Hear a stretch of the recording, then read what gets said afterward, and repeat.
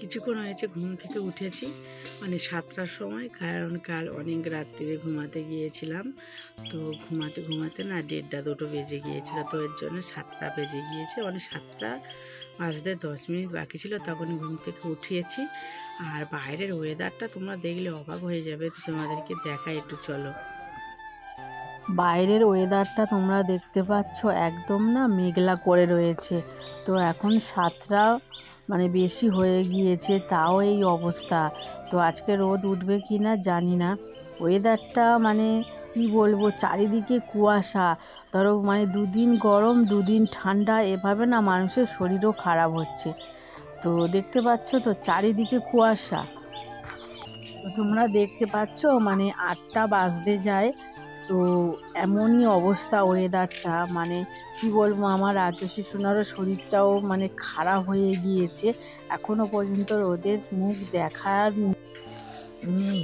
তো দেখো এখনো আমার ঘরের কোনো কাজই হয়নি, কারণ একটু দেরি হয়ে গিয়েছে।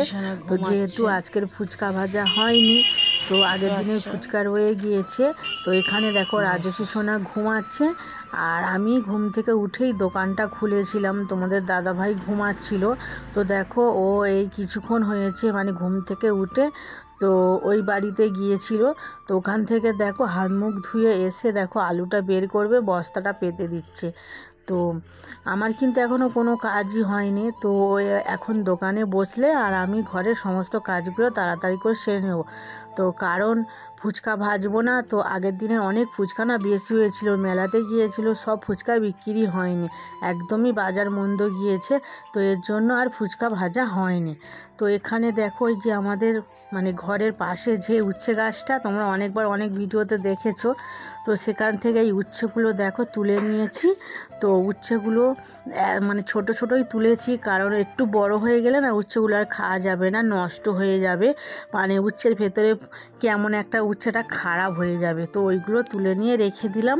আর এখানে দেখো আমাদের পাড়া থেকে না পুকুরে জাল দিয়েছিল, তো ওখান থেকে দেখো মাছটা কিনে এনেছি। তো দুটো মাছ কেনা হয়েছিল, একটা কাতলা মাছ একটা রুই মাছ। তো দুটো মাছ আজকে আর খাওয়া হবে না, যেহেতু আমি মাছটা কেটে ভালো করে পরিষ্কার করে ধুয়ে আমি মাদের ফ্রিজে রেখে দিয়ে আসবো। তো এর জন্য দেখো মাছটা আমি কেটে নিচ্ছি। আর যেহেতু এখানে তো ছাই নেই, মাছটা না প্রচণ্ড স্লিপ খাচ্ছে, তো আমার কাটতে না ভীষণ অসুবিধা হচ্ছে।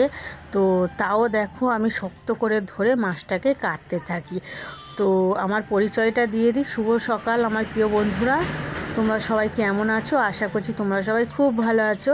দাদনামারার ছোট্ট একটা গ্রাম থেকে আমি পূজা, তোমাদেরকে জানাই পূজার ব্লগ চ্যানেলে অনেক অনেক স্বাগত, অনেক অনেক ভালোবাসা।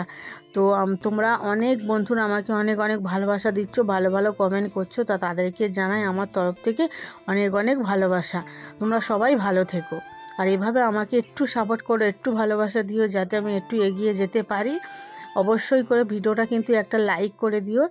তো দেখো আমি মাছগুলোকে দেখো মানে ভালো করে সুন্দর করে পিস করে নেব। তো যেহেতু এটা কাতলা মাছ, মাথাটা মানে বড়, আর লেজার দিকটা দেখো সরু হয়ে গিয়েছে। তো মাথাটা কেটে নিয়েছি, মাথার মধ্যে একদম মাছ রাখিনি যেহেতু। তো এবার দাগাগুলো ভালো করে দেখো কেটে নিচ্ছি। তো যেহেতু 5 থেকে 6 পিস হবে, এর বেশি তো আর হবে না। আর রুই মাছটা আমি আগে কেটে দেখো এই গামলার মধ্যে রেখে দিয়েছি, কারণ দোকানে আমাকে বসিয়ে দিয়ে তোমাদের দাদাভাই দেখো বাজারে চলে গিয়েছিল। এভাবে দোকানে বসে না সমস্ত কাজ সারা যায় না, তাও আমি কিন্তু দোকানে বসে বসে ঘরের সমস্ত কাজগুলো সেরে নিই। তো দেখো আমি অনেকটা দেরি করে মাছটা মানে কাটতে বসলাম, কারণ মানে লোকের মানে খরিদ্দারদের তো মাল দিতে হবে, তো মাছ কাটতে কাটতে ওঠা যাবে না, কিন্তু রান্না বসিয়ে দিলে ওঠা যাবে। আর এখানে দেখো আমার ছোটো বোন এসেছিলো, কারণ রাজস্বী যেহেতু শরীর খারাপ, তো দেখো একদম খেলাই করেনি, তো সবার মধ্যে শুয়ে আছে, আর ঘুম থেকে উঠেছেও দেরি করে। তো জানি না, ওকে ঘরে ওষুধ ছিল, জ্বর কাশির ওষুধটা ছিল, আমি ওকে খাইয়ে দিয়েছি। আর বোনকে বললাম মশলাটা বেটে দেওয়ার জন্য, ওই আদা জিরে কাঁচা লঙ্কা এইগুলো। আর দেখো আমি রান্নাটা করে নিলাম, নিয়ে দেখো তো আমাদের আজকে না ওই যে বন্ধনের লোন ছিল, তো সেই লোনের টাকাটা দেখো আমি জমা দিতে গিয়েছিলাম। তো আমাদের সামনের বাড়িই বসে, তো দেখতেই পাচ্ছ ওই আমাদের সামনেই দোকান, আর এদের এই বাড়িটাই বসে। তো টাকাটা দিয়ে এলাম 2200 টাকা, মানে 2200 টাকা করে লোন প্রত্যেক মাসের, মানে ওই 8 থেকে 10 তারিখের মধ্যে কিস্তি দিতে হয়। আর এখানে দেখো আমি টাকাটা দিয়ে এসে আমি কলে গিয়েছিলাম জল আনতে, যেহেতু সকাল থেকে এখনও স্নান করা হয়নি। আর অন্য অন্য দিন কী বলো তো, কলে থেকে আগে জলটা রোদে বসিয়ে দিলে জলটা না অনেকক্ষণ মানে ভালো রোদ পাই, তো রাজস্বীকে ভালো স্নান করানো যায়। তো যেহেতু দেখো জলটা আনলাম, এনে দেখো স্নানটা করে নিয়েছি। আর করে নিয়ে দেখো ঠাকুরকে মানে খেতেটা দিয়ে দিচ্ছি, কারণ সকাল থেকে অনেকটা লেট হয়ে গিয়েছে, তো পুজোটা করা হয়নি। আর এখানে দেখো আমি ঠাকুরকে আগেই খেতে দিয়ে দিয়ে এবার ধূপটা দেখিয়ে দেখো শাঁখটা বাজিয়ে দিচ্ছি। তো শাঁখটা তো আমার ঘরে ছিল না, তো নতুন করে কেনা হয়েছে শাঁখটা।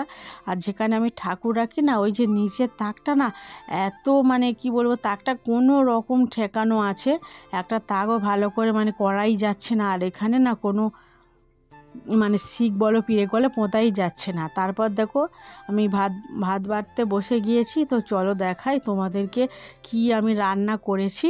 তো ভাত করেছি, আর এখানে দেখো কাঁচকলা ডাঁটা আর ওই যে রুই মাছ দিয়ে একদম হালকা পাতলাভাবে ঝোল বানিয়েছি। আর এখানে দেখতে পাচ্ছ উচ্ছে তুললাম, খেসারি ডাল দিয়ে উচ্ছে দিয়ে একটু চচ্চড়ি মতন মানে একদম শুকনো শুকনো করেছি, পেঁয়াজ রসুন ফোড়ন দিয়ে শুকনো লঙ্কা। আর এখানে দেখো আলু দিয়ে সজনা ফুল ভাজা করেছি। তো এই আজকের আমাদের দুপুরবেলা মেনু। তো তোমাদের কেমন লাগলো আমার রান্নাগুলো? যদি ভালো লাগে অবশ্যই তোমরা একটা লাইক করে যেতে পারো। আর এখানে দেখো রাজস্বী সোনাকে না আজকে স্নান করায়নি, মানে ওকে আগে খাইয়ে নেব, তারপর ওই গরম জল করে না একটা কাপড় ভিজিয়ে পা থেকে মাথা পর্যন্ত আমি ভালো করে ধুইয়ে দেবো। তো মাথাটা আমি জল দিয়ে ধুইয়ে দেবো, যেহেতু গায়ে হালকা হালকা জ্বর রয়েছে। এই জ্বর অবস্থায় যদি ওকে আমি স্নান করিয়ে দিই আরও বাড়াবাড়ি হয়। তো কারণ আমি ওকে ছোট থেকে দেখেছি, তো অনেক ডাক্তাররা বলে থাকে যে জ্বর এলে স্নান করিয়ে দেওয়ার জন্য, কিন্তু আমি অনেকবার ওকে স্নান করিয়ে দেখেছি আরও বেশি জ্বর এসেছিল। তো এর জন্য আমি হালকাভাবে ওর গাটা ভালো করে মুছিয়ে নেব। আর এখন জানো তো ওষুধ খাইয়ে নিয়েছি, ওষুধ খাইয়ে নিয়ে মা ও মেয়ে বেরিয়ে গিয়েছিলাম, ওর নাচে ক্লাস ছিল যেহেতু, তো মানে সপ্তাহে একদিন করে, তো আজকে কিছুতেই মিস করা যাবে না।